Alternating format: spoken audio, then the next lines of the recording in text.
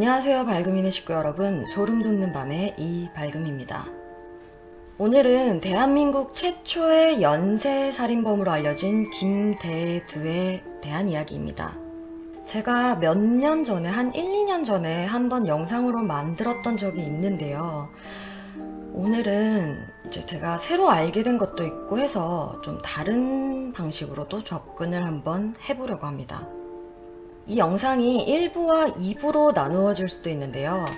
나누어질 수도 있고 아니면 길어질 수도 있는데 좀 의미 있고 이런 상징적인 내용들을 다루는 그런 내용이 후반부에 있을 내용이니까 끝까지 들어주시면 감사하겠습니다. 김대두는요, 20명을 살해했다고 말한 2004년의 유영철이 알려지기 전까지 17명이라는 가장 많은 사람을 단기간에 살해한 연쇄살인마로 잘 알려져 있습니다.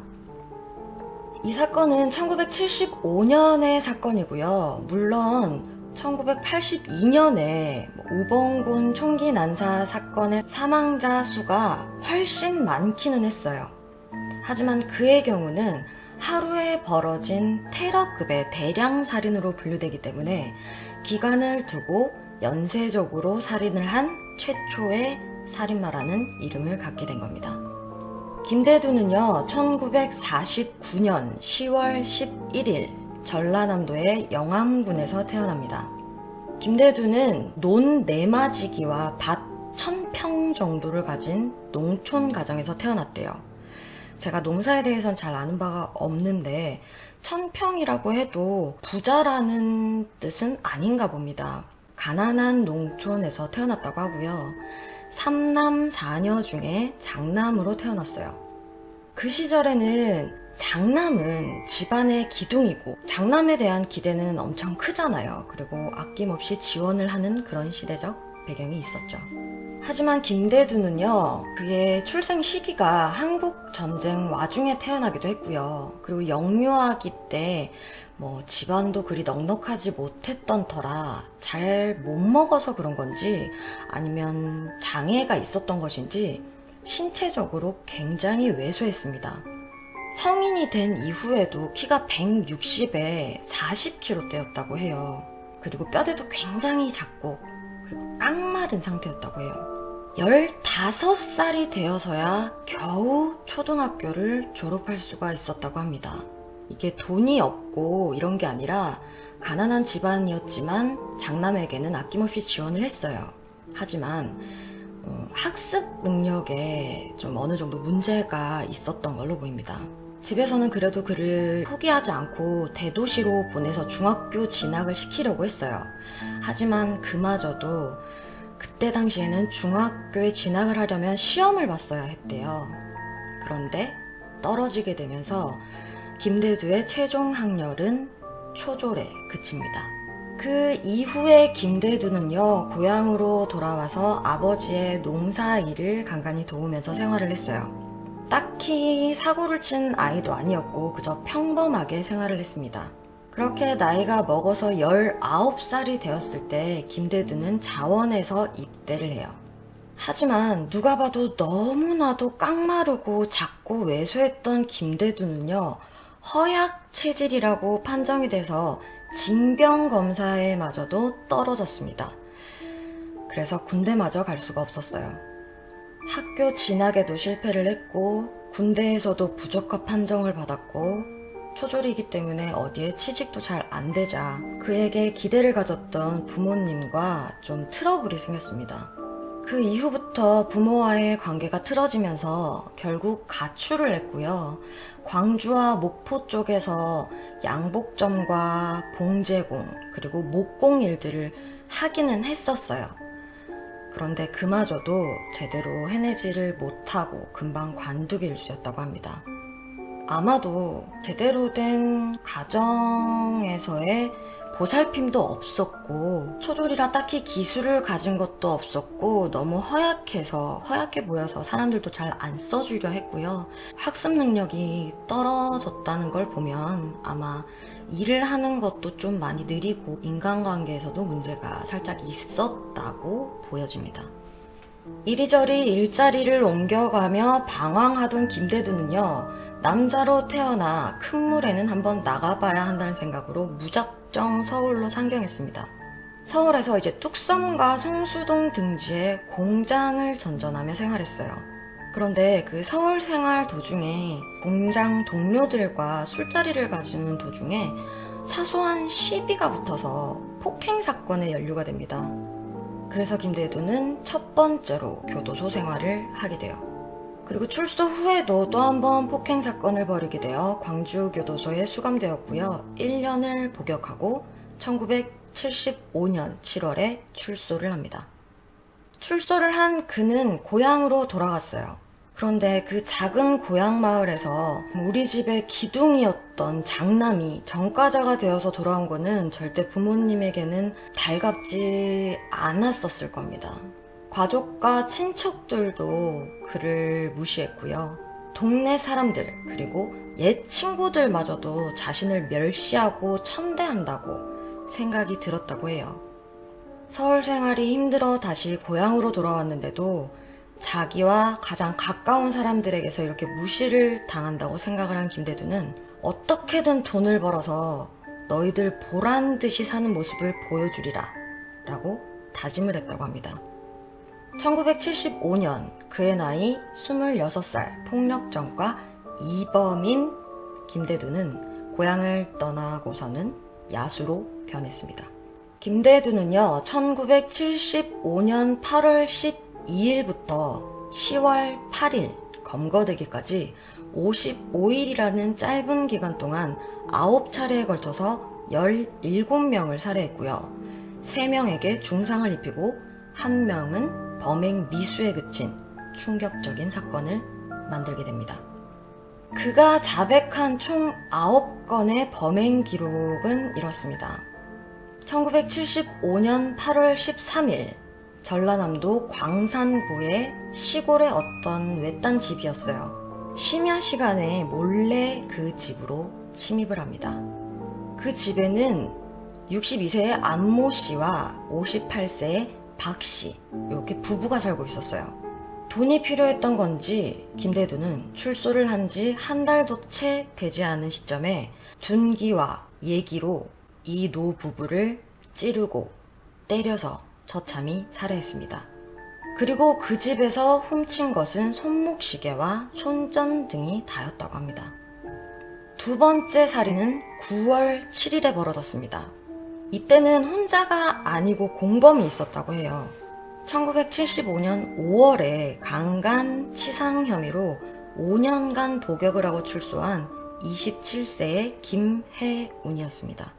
김대두는 첫 범행 이후에 순천으로 가기 위해서 기차를 탔는데요. 그 기차 안에서 우연히 교도소 동기였던 이 김혜운을 만나게 된 거예요. 그래서 함께 다음 범행을 저지릅니다. 전남 무안군의 또 외딴 집이었어요. 새벽 2시 몰래 침입했습니다. 그곳에는 50대 노부부와 6살짜리 손자가 있었어요. 잠을 자던 이들을 깨워서 남편 55세 박 씨에게 돈을 내놓을 것을 요구합니다. 그런데 누가 봐도 돈이 없어 보일 만한 집이었어요. 굉장히 허름하고 인가와 좀 떨어진 외진 곳에 있는 집이었거든요. 그래서 나는 돈이 없다라고 말하자 김대두는 역시 둔기와 예기로 박 씨를 살해하고 56세의 서모 씨인 부인도 살해했습니다. 아무것도 모르는 6살짜리 손자도 무참히 살해했습니다. 3명을 살해하고서 그 집을 뒤져서 현금 250원을 훔쳤습니다. 250만 원이 아니라 250원이에요. 1975년이니까 그 당시에 담배 한 갑이 10원대였다고 합니다. 그래서 그게 얼마나 큰 돈인지는 가늠할 수는 없으나 그걸 생각하더라도 사람을 살해하고 가져갈 만큼의 금액은 분명히 아니었어요. 이 사건 이후에는요, 김혜우는 김대두와 함께 다니지 않습니다. 큰 사건을 저질렀는데도 자신에게 돌아오는 금액이 작았던 건지 아니면 너무 큰 범죄에 연루됐다고 생각한 건지 김대두를 떠났어요. 다시 혼자가 된 김대두는 서울로 갑니다. 큰돈을 훔치려면 서울로 가야 한다고 생각을 했대요. 9월 10일 밤 10시 세 번째 범행이 시작됩니다. 범행 현장은 동대문구 면목동의 어느 산속이었어요. 인가와 굉장히 떨어진 산속의 천막집이었습니다. 허름한 천막집. 그 안에 홀로 살고 있는 60세의 최 씨, 그러니까 독신 남자를 면도칼과 돌을 이용해서 살해했습니다. 서울로 올라온 그는요, 면목동 여인숙에 거처를 마련하고 경기대 일대에서 범행을 이어갔다고 합니다. 네 번째 범행은 9월 24일 경기도 평택군에서 발생했습니다. 그것 또한 외딴 초가였어요. 그 집에는 71세 할머니와 5살 그리고 7살 난 손자 둘, 11살 된 손녀가 있었습니다. 이 일가족 4명을 모두 살해했어요. 집 안에서 발견된 3사람과 달리 11살 난 손녀는요, 집에서 한 150m쯤 떨어진 야산에서 발견됐다고 합니다. 양손을 결박해서 나무에 묶어두었고요. 얼굴에는 보자기를 씌워둔 상태로 발견됐다고 해요. 이 피해자 4명 모두 둔기로 온몸을 가격당했고요. 얼마나 심하게 구타를 했으면 안면부가 거의 함몰되어서 숨진 상태로 발견됐다고 합니다. 거기에서 발견된 범행도구로 보이는 장도리에 나무 손잡이가 떨어져 나간 채 발견이 됐다고 하니까요. 얼마나 심한 구타가 있었는지 예측해 볼 수 있는 부분이었어요. 그리고 그곳에서 없어진 물품은 이 할머니가 내다 팔기 위해서 고추를 말려두었던 그 이불과 고추 15근, 이것이 전부였다고 합니다. 5번째 범행은 9월 27일 경기도 양주군 구리읍에서 발생했어요. 똑같이 밤 시간에 집으로 침입한 김대두는요, 50세의 변모 씨, 그리고 변 씨의 부인 40세의 손모 씨, 그리고 3살 난 아들까지 살해했습니다. 다행히 15된 딸이 있었는데요. 딸에게는 중상을 입힌 채 달아났어요. 아마 숨졌다고 생각하고 달아나지 않았을까 추정을 해봅니다. 그런데 여기에서도 훔친 돈은 21,000원이 다였어요. 그리고 군용 이불 한 채도 훔쳐갔다고 합니다. 이 양주군의 범행은요, 이전 범행보다 더 끔찍한 상태였다고 해요. 이전 범행은 둔기로만 살해를 했다면 이번에는 둔기로 마구 구타당한 흔적과 칼로 추정되는 예기로 무참히 찔린 자상이 발견됐다고 합니다. 그의 6번째 범행은 더더욱 끔찍했습니다. 9월 30일 경기도 시흥에서 벌어진 일입니다. 또 어떤 집으로 침입해 들어갔고요. 그 집에는 28세의 윤씨성을 가진 여인과 생후 3개월밖에 안 된 갓난아이가 있었어요. 그런데 이 둘마저 살해했습니다. 그 시신의 상태가 굉장히 참혹했는데요. 아기의 엄마는 강간을 당한 흔적이 있었고 발가벗겨진 채로 숨져 있었습니다. 둔기와 예기로 인해 사망한 상태였어요. 그리고 더 끔찍했던 것은 생후 3개월밖에 되지 않은 갓난아기의 상태였습니다. 둔기로 얻어맞은 것은 물론이고요. 발로 짓밟힌 듯이 내장이 모두 손상된 상태로 사망했다고 합니다.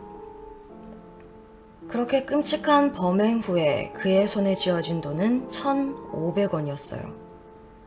그 집에서 수건하고 로션, 비누 이런 생필품들을 몇 가지 챙겨갔다고 합니다. 7번째 범행은 10월 2일 새벽에 발생했어요. 경기도 수원시 우만동에 칫골산이라는 곳이 있대요. 그 근처의 독립가옥에서 벌어집니다. 이곳도 인가와 떨어져 있는 독립가옥이었어요. 그곳에는 30대 부부가 살고 있었습니다. 38세의 남편 노 씨는요, 역시나 둔기와 칼로 여러 차례 구타와 자상을 입고 사망을 했고요.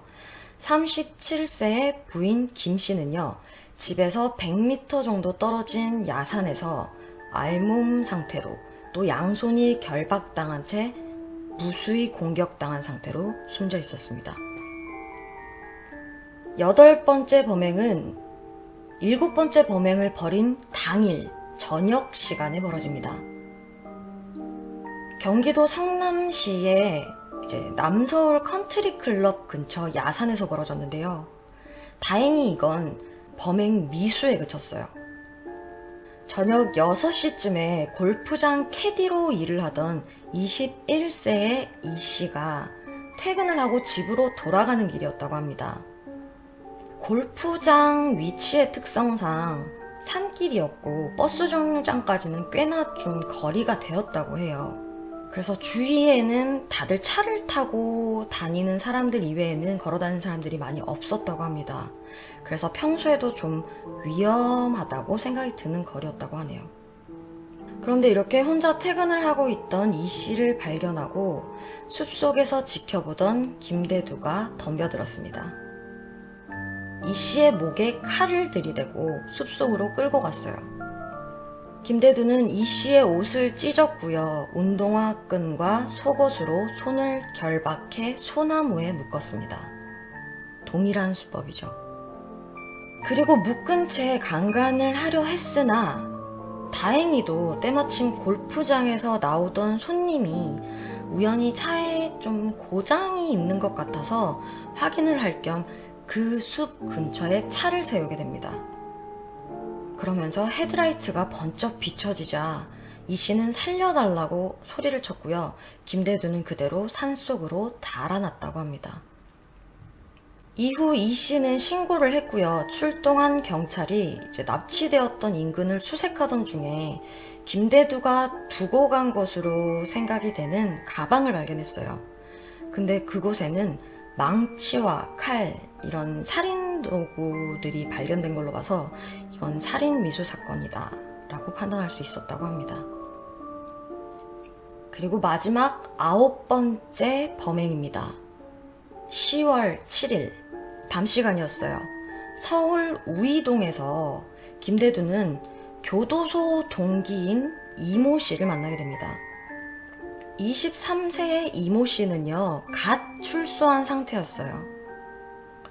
그래서 그를 만나서 자신이 이러한 범행을 하고 있으니까 나와 함께 돈을 벌어보자 라고 제안을 했다고 합니다. 하지만 이 23살의 이 씨는요, 이 제안을 듣는 둥 마는 둥 하면서 오히려 김대두가 가지고 있는 물건을 훔쳐 달아나려고 했다고 해요. 그 물건이 김대두가 훔쳐서 차고 있던 손목시계와 구두라고 하는데 확실치는 않습니다. 그래서 거기에 화가 난 김대두는 23살의 이모 씨를 근처 야산으로 끌고 가서 살해했어요. 그리고 이 씨가 입고 있던 옷을 벗겨내고 안매장했다고 합니다. 당시 그 이 씨가 청바지를 입고 있었나 봐요. 근데 70년대에는 청바지가 젊은이들에게 있어서 이 아이템이었다고 합니다. 지금까지 제가 알려드린 이 9개의 범행은요, 김대두가 검거된 이후에 밝혀진 이야기들이었어요. 9월 24일부터 10월 2일까지, 그러니까 일주일 만에 경기도 평택, 양주, 시흥, 수원 등 이렇게 4개의 지역에서 시골 외딴 집에 일가족들이 참혹하게 살해당하는 사건들만 뉴스에 보도된 상태였어요. 이런 일이 벌어지자 사람들은 하루하루 공포에 떨어야 했고요. 경찰들도 갈피를 잡지 못하고 시간이 흐르면서 국민들과 그리고 그 경찰의 윗선의 사람들의 눈치를 보던 상황이었습니다. 너무 질타를 받다 보니까 그 8번째 범죄였던 강간살해 미수 사건은 경찰에서 좀 뒤로 미뤄둔 상태였어요. 윗선에 보고조차 되지 않았다고 합니다. 일단 살해 사건이 우선이다라는 생각으로 이렇게 미뤄두었다가 나중에 모든 것을 자백을 하고 검증을 하던 상황에 그 미수 사건에서 목격자 진술을 빨리 땄다면 그 다음의 살인 사건은 막을 수 있지 않았을까 하는 여론의 비판을 받기도 했어요. 그런데 이렇게 사람들이 두려움에 떨고는 있지만 경찰도 수사를 하고 있었습니다.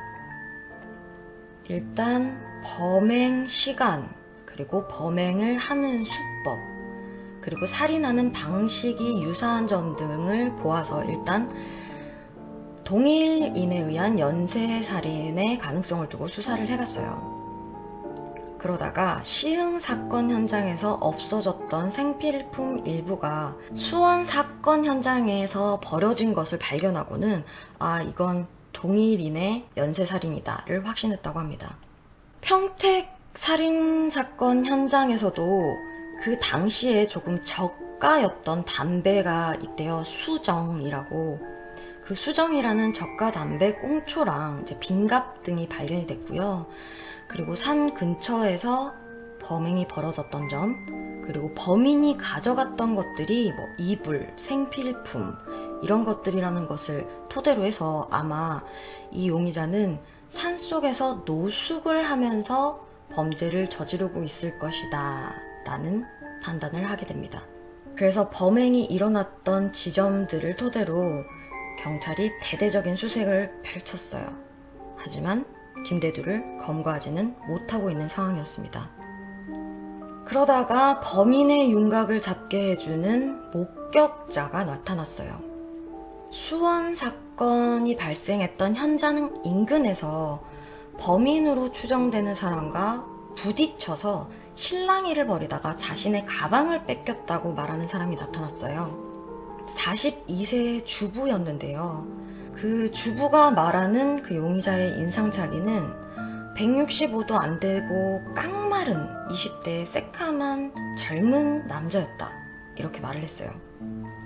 처음에는 동일 인물이라고 생각하지 못했으나 목격자가 빼앗겼다고 말한 가방이 수원 사건 현장 인근 야산에서 발견했던 범인의 유류품 속에 포함이 되어 있다는 것을 확인하게 되면서 진술의 신빙성을 가지고 목격자의 진술대로 몽타주를 만들었고요. 전국에 인상착의를 배포하고 공개하게 됩니다. 이렇게 공개 수배를 하였지만 좀처럼 의미 있는 신고 접수는 없었다고 합니다. 그렇게 마지막 범행이 있고 6일이 지난 1975년 10월 8일 뜻밖의 제보를 받게 됩니다. 세탁소에서 인근 파출소로 이렇게 신고를 했는데요. 오전 8시 30분쯤에 세탁소에 피 묻은 옷을 맡겨둔 남자가 왔었다고 말해요. 그럴 수 있지라고 생각되는 대목이지만 조금 그 남자의 행동이 이상했다고 합니다. 청으로 된 상하의를 입고 있었는데 입고 있던 옷을 세탁을 해달라고 했대요. 그래서 그 주인이 입고 있는 옷을 세탁을 하면 넌 뭘 입고 나가려고 하느냐라고 이렇게 물었겠죠. 그랬더니 날씨가 추워서 저는 바지도 2겹 입고 다녀요. 옷을 하나 더 입었어요. 이렇게 말하면서 그 자리에서 바지와 상의를 벗어서 주었다고 해요. 그렇게 벗어준 바지가 마지막 범행에서 피해를 당한 23살의 청년의 청바지였어요. 피가 많이 묻어있던 상태였고요. 이 김대두는 그 옷을 맡기면서 친구와 싸우다가 코피를 흘려서 난장판이 됐다고 이렇게 말하고 맡기고 갔다고 합니다. 그런데 그 주인은 뭔가 쎄했다고 해요.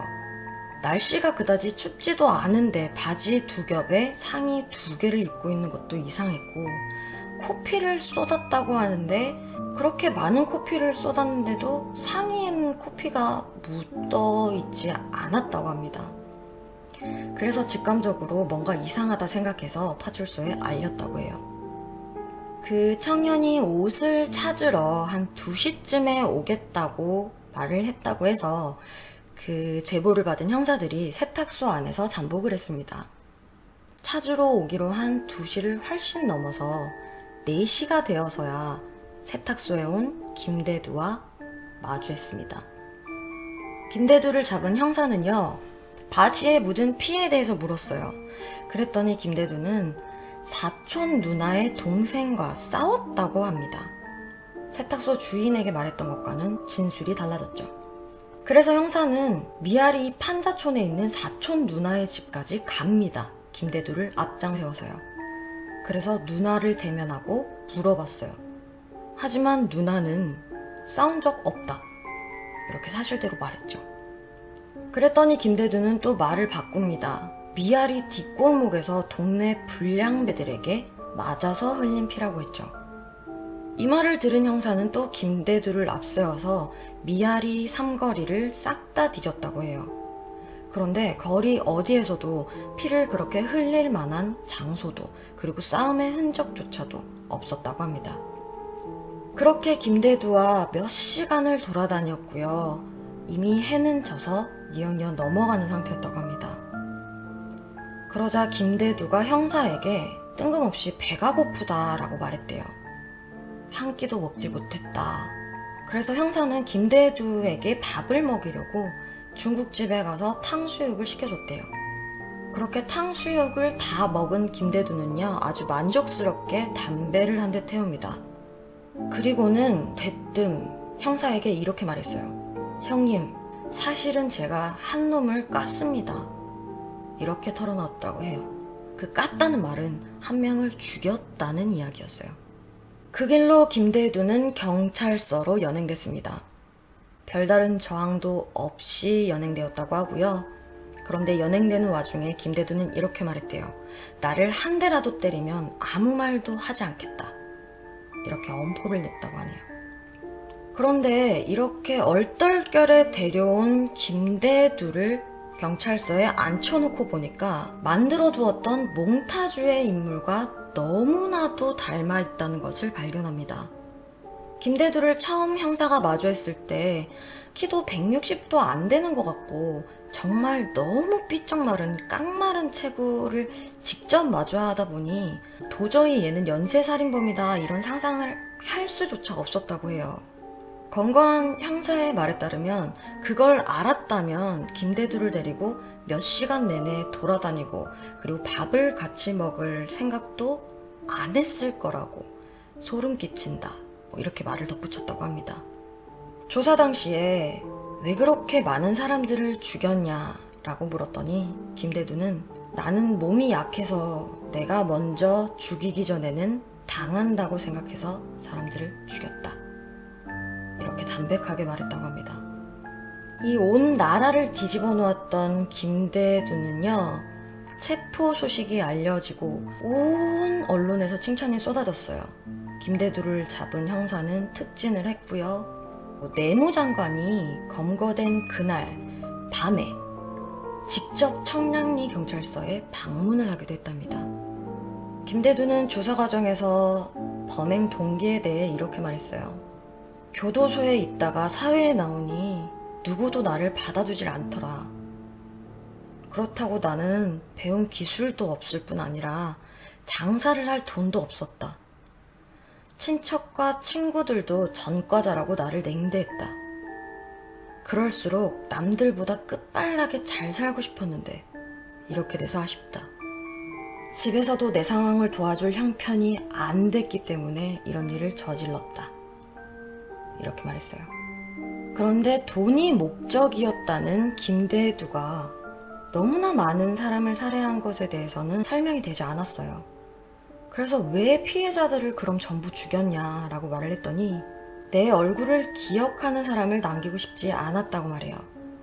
그리고 갓난아기, 그리고 3살짜리 아이, 10대 미만의 아이들은 왜 그렇게 잔혹하게 죽였냐라고 물어봤더니 젖먹이 아이들은 빽빽 울어대서 그 우는 소리가 귀찮아서 그냥 죽였다 라고 말했다고 합니다. 그리고 한마디 덧붙였어요. 처음 전남 광산서 살인을 한번 하고 나니까 그 후로 사람 죽이는 일은 일도 아니더라. 두렵지도 않았고 내 깡이 이만큼 세다는 것을 세상에 알려주고 싶었다 라고 말했다고 합니다. 김대두는 10월 8일 검거가 됐잖아요, 밤에. 그리고 10월 9일 조서를 꾸몄어요. 김대두에 대한 현장 검증은 10월 10일 시작됐습니다. 김대두는요, 현장 검증에서도 빨리 끝냅시다 라며 신경질을 내기도 했고요. 희죽희죽 웃기도 했다고 해요. 그런 기사가 실리면서 국민들은 정말 분노할 수밖에 없었습니다. 그리고 심지어 현장 검증 사진에서 껌까지 씹고 있는 모습을 보여서 국민들의 분노를 샀어요. 그 사진이 실려있는 신문에도 껌을 질겅질겅 씹으며 희죽희죽 웃으면서 태연히 범행을 재현하고 있다. 이런 식의 기사가 실렸습니다. 이제 그는 현장 검증까지 끝냈고 재판을 앞두고 있었어요. 그래서 재판을 위해 만난 국선 변호사와 이야기를 나누면서도 참 말이 많았습니다. 그를 담당했던 변호사의 말로는요, 첫 접견 때 김대두가 자신에게 이렇게 말했다고 합니다. 당신 검찰의 앞잡이지? 그냥 적당히 재판해서 나를 사형시켜버리려는 거 아니야? 이러면서 몰아세웠다고 해요. 그 이후부터는 부의 불평등 그리고 사회적 차별에 대한 분노를 막 욕설을 섞어가면서 거칠게 표현하기도 했다고 합니다. 김대두의 말이 이랬어요. 있는 놈들은 배불리 먹고 우리 같은 사람들은 무관심이다. 이런 말을 내뱉는 김대두를 보고 그 변호사는 이런 놈을 변호를 해야 하나 이런 생각을 했다고 합니다. 이렇게 사형이 분명히 선고될 것 같은 피고를 여러 번 만나는 경우는 잘 없다고 하는데요. 이 국선 변호인은 5번의 접견을 가졌다고 합니다. 그러면서 이런 말도 해주었대요. 틀림없이 너는 사형이 구형되겠지만 내가 무기징역으로 감형이 되도록 모든 노력을 한번 해보겠다. 이렇게 좀 위로의 말을 던진 거겠죠. 그랬더니 김대두가 항상 이렇게 날선 반응을 보이다가 이 말을 듣고는 당신과 같은 변호사가 세상에 10명만 있어도 우리 사회는 바뀔 것 같다 라고 조금 호의적인 자세를 취했다고 합니다. 그리고 그 국선 변호인은요, 김대두에게 이렇게 말을 했습니다. 네 이름 대두라는 게 큰 대자에 말 두자인데 큰 사람이란 뜻이 아니냐. 사형을 받아서 죽을 몸이고 인격체로서의 시간은 짧게 남았지만 유용하게 그리고 크게 살아라. 그 길만이 인간다운 모습을 되찾는 것이고 피해자에게 회개하는 길이다. 이렇게 말하면서요, 종교 교화를 위해서 목사님과 그리고 개인 교화를 위해서 집사님을 한 분 이렇게 소개를 시켜줬다고 합니다. 1975년 11월 17일 1심 재판에서 검사는요, 김대두와 그리고 공범 김혜운에게 강도살인 등을 적용해서 사형을 구형했습니다. 그리고 선고도 마찬가지였어요. 이에 변호사의 마지막 변론이 김대두가 이렇게 말을 했다고 하면서 마지막 변론을 해요. 남산 위에서 내려다보면 불빛은 많은데 내 것은 하나도 없었다. 이렇게 말하는 피고인의 좀 불쌍했던 과거들, 생활들, 사회적으로 배제되었던 것들을 불쌍히 봐주시어 무기로 감형을 해달라 이런 요구를 했다고 합니다. 1심 선고를 사형을 받고요. 김대두는 항소를 했어요. 근데 변호사의 말로는 이랬습니다. 김대두는 평소에도 계속 이렇게 말을 했대요. 무기징역으로 감형을 원치 않는다. 그냥 나는 죽은 목숨으로 여기고 담담하게 가겠다. 이렇게 말을 해왔는데요. 그럼 그가 항소를 한 이유는 그와 같이 범죄를 저지른 공범 김혜운을 살리기 위한 것이었다고 변호사가 말했어요. 1976년 3월 18일 항소심 판결이 났습니다. 김대두는 사형을 그대로 선고받았고요.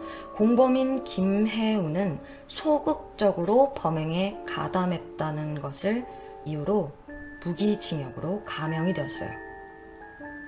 그 이후 김대두는 상고하지 않았고요. 이날로 사형이 확정되었습니다. 재판 중에 김혜원이라는 집사님이 1975년 12월부터 신앙을 권하는 편지를 써서 김대두와 연락을 했다고 합니다. 회개하라, 하나님께 용서를 빌어라 이런 식으로 편지를 줬는데 김대두도 답장을 하고 이런 식으로 연락을 취했다고 해요.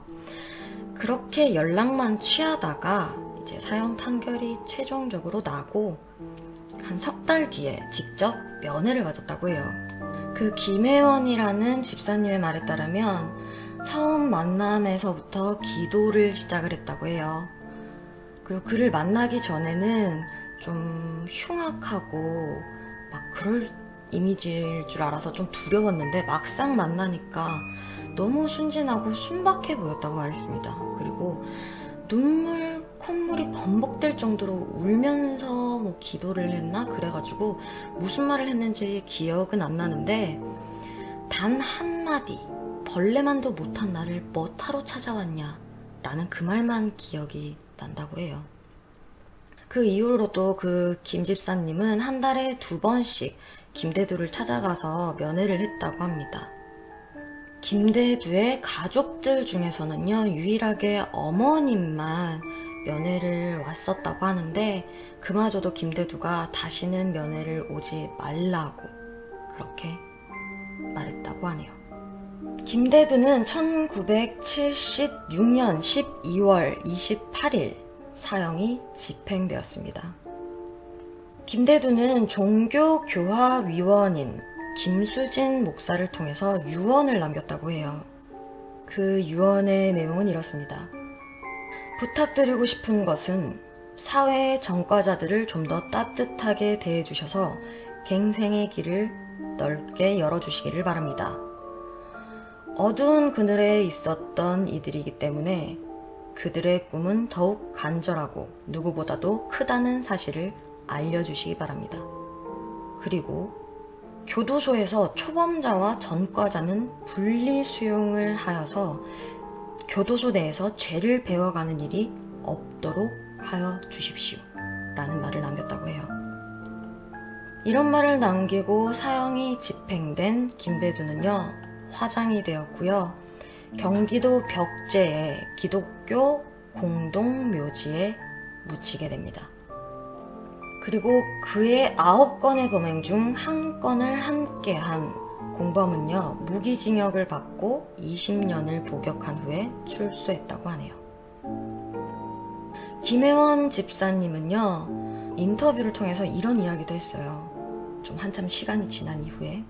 최근 김대두 사건을 영화화한다는 말도 나오는데 그 사건을 상업적인 목적에 이용해서는 안 된다.